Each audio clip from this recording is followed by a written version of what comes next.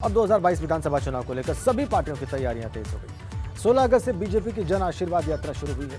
आज ये जन आशीर्वाद यात्रा फिरोजाबाद, बाराबंकी, बांदा, महोबा, महाराजगंज, प्रयागराज, बहराइच और गोंडा में होगी। इस यात्रा में केंद्रीय मंत्री अनुप्रिया पटेल और एसपी सिंह बघेल यूपी में अपनी यात्रा आज से शुरू करेंगे। विपक्षी पार्टियां भी पूरी तरह से उतर चुकी हैं मैदान में और ताबड़तोड़ राजनीतिक सम्मेलन और यात्राएं कर रही हैं। समाजवादी पार्टी के सहयोगी दल जनवादी पार्टी सोशलिस्ट जन क्रांति यात्रा और एक और सहयोगी दल महान दल की संयुक्त जनाक्रोश रथ यात्रा आज भी होगी। गाजीपुर में जनवादी पार्टी की जन क्रांति यात्रा निकलेगी और महान दल की संयुक्त जनाक्रोश रथ यात्रा बदायूं जिले में होगी। बहुजन समाजवादी पार्टी का प्रबुद्ध वर्ग सम्मेलन आज सोनभद्र और भदोही में होगा। बहुजन समाज पार्टी का आज ये प्रबुद्ध वर्ग सम्मेलन होगा भदोही में। दो प्रबुद्ध वर्ग सम्मेलन, तो सभी राजनीतिक दल कमर कस रहे हैं, यात्राएं कर रहे हैं, सम्मेलन आयोजित कर रहे हैं वोटर्स को अपनी ओर खींचने के लिए, अपने पाले में लाने के लिए। जन आशीर्वाद यात्रा का समापन 19 अगस्त को मिर्जापुर में होगा। अनुप्रिया पटेल की आज प्रयागराज से जन आशीर्वाद यात्रा उनकी गुजरेगी। इस दौरान जनता के बीच जाएंगी केंद्रीय राज्य मंत्री अनुप्रिया पटेल। पिछले मंत्रिमंडल विस्तार में वो मंत्री बनी। एसपी सिंह बघेल आज जन आशीर्वाद यात्रा शुरू करेंगे। फिरोजाबाद से आज उनकी जन आशीर्वाद यात्रा शुरू होगी और आगरा होते मथुरा में 19 अगस्त को उनकी यात्रा का समापन होगा। आज उनकी जन आशीर्वाद यात्रा शुरू हो रही है। इसके अलावा भानु प्रताप वर्मा ने 17 अगस्त को ललितपुर से अपनी जन आशीर्वाद यात्रा शुरू की थी। झांसी, महोबा, बांदा, चित्रकूट होते हुए 19 अगस्त को फतेहपुर में इसका समापन हो जाएगा। तो ये आज की जन आशीर्वाद यात्राएं हैं, उनकी डिटेल्स हमने आपकी स्क्रीन पर रखी है। कहां से यात्रा गुजरेगी, कब समाप्त होगी, कहां समाप्त होगी, वो हम आपको बता रहे हैं। और समाजवादी पार्टी के सहयोगी जनवादी पार्टी की जन क्रांति यात्रा है। गाजीपुर में जनवादी पार्टी सोशलिस्ट की जन क्रांति यात्रा है और सपा की सहयोगी पार्टी महान दल की भी जन आक्रोश यात्रा है।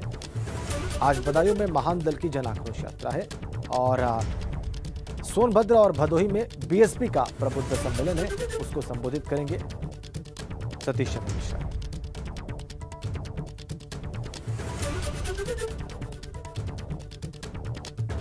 यूपी चुनाव में जीत के लिए बीजेपी की तैयारी है। 23 अगस्त से बीजेपी का बूथ विजय अभियान शुरू होगा।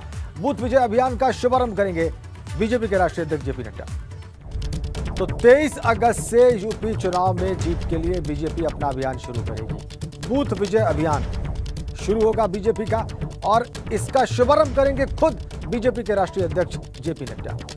तो यह बड़ा अभियान बूथ पर फोकस करती है बीजेपी।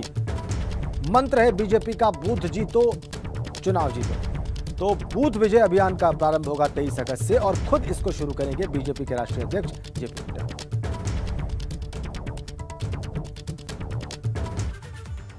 और अफगानिस्तान में बिगड़ते माहौल को देखते हुए अब भारत सरकार एक्शन में आ गई है। काबुल और अफगानिस्तान के अन्य जगहों पर फंसे भारतीय लोगों की वापसी और वहां के हालात को लेकर देर रात तक प्रधानमंत्री आवास पर एक बड़ी बैठक हुई। इस बैठक में रक्षा मंत्री राजनाथ सिंह, गृह मंत्री अमित शाह, एनएसए अजीत डोभाल और वित्त मंत्री निर्मला सीतारमण भी मौजूद रही।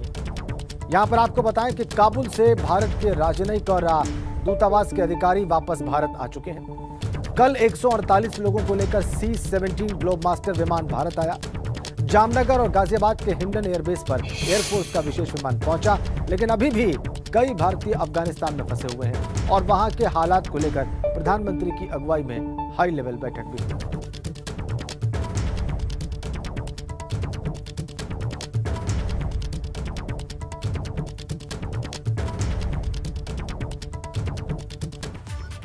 और आपको बताएं कि यूपी के लोग भी काबुल में फंसे हुए हैं। चंदौली और गाजीपुर के युवक काबुल में फंसे हुए हैं। दोनों ने फोन पर घर वालों को अपनी स्थिति बताई है, अपना हाल बताया है। परिवार वाले वतन वापसी की गुहार लगा रहे हैं सरकार से और अधिकारियों से। चंदौली के सूरज चौहान काबुल में फंसे हैं। ऐसे ही गाजीपुर के कन्हैया लाल शर्मा काबुल में फंसे हुए हैं और इनके परिजन जो यहाँ पर हैं, ये सरकार से और अधिकारियों से गुहार लगा रहे हैं कि इन दोनों को सकुशल वापस भारत लाया जाए,